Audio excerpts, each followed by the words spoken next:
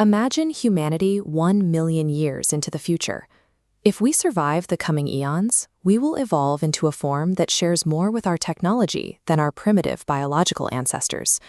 To understand the scale of this transition, we have to look back. 1 million years ago, Homo sapiens did not exist. Ancestors like Homo heidelbergensis roamed the Earth, surviving with primitive anatomy and a toolkit restricted to simple stone hand axes. Despite hundreds of thousands of years of progress, we are still in our planetary infancy.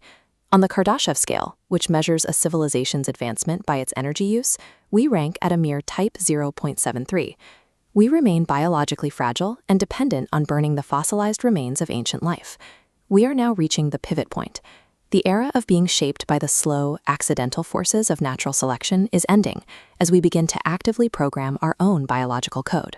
Our most consequential evolutionary pressure is moving from the macro environment into the microscopic architecture of our cells. Through the convergence of CRISPR and bioinformatics, we are gaining the ability to rewrite the human genome. This allows us to bypass the selection shadow, the delay where beneficial mutations take millennia to spread, and move directly to eradicating genetic diseases and enhancing cognitive capacity. This technical control removes long-standing biological bottlenecks. For example, human intelligence has historically been limited by the size of the birth canal, a constraint called the obstetrical dilemma. As artificial wombs and medical interventions decouple childbirth from anatomy, the selection pressure against larger craniums disappears, clearing the way for the evolution of significantly larger brains. Our biology is becoming a designed engineering platform, marking the end of humanity as a purely natural phenomenon. As we master the genome, we are simultaneously integrating our bodies with advanced machinery. Medical bionics is moving into the realm of active augmentation. We are already developing neural interfaces and synthetic hardware that expand our native physical strength and memory capacity. This trajectory leads to the singularity, the point where our integration with artificial superintelligence becomes so deep that the distinction between human and machine vanishes. While these cybernetic upgrades make us formidable on Earth, our biological core remains a liability for our ultimate hurdle, surviving the environment beyond our atmosphere. Deep space is a vacuum defined by ionizing radiation and microgravity that rapidly degrades bone density. Colonizing these hostile worlds will trigger dispersal-driven speciation. Isolated populations on Mars or Titan will undergo rapid adaptations to their local gravity and radiation levels, diverging from the human baseline. We will likely see the emergence of genumans, a subspecies engineered with elongated limbs for low gravity and radiation-resistant skin. The ultimate solution to biological frailty is substrate independence. This process involves mapping the entire connectome of a biological brain and transferring that consciousness into a digital framework, creating a form of life known as virtumens.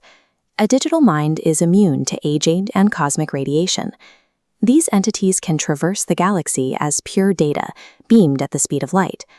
To conquer the cosmos, we must embrace a fractured existence across flesh, steel, and code. Over a million-year timescale, human evolution shifts from the scale of the individual to the scale of the galaxy. This is a Type 2 Kardashev civilization. To power their vast digital worlds, our descendants would utilize a Dyson swarm, a massive array of solar collectors that intercepts the total energy output of their parent star. They could then deploy a Shkadov thruster.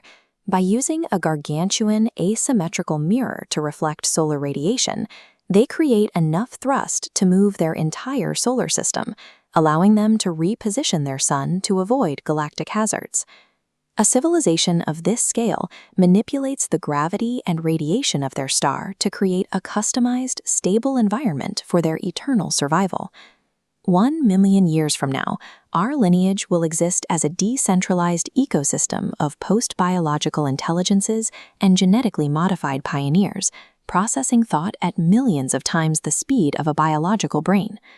These descendants, looking out from their Dyson spheres, share an unbroken legacy with the ancestor who first looked at these stars beside a campfire.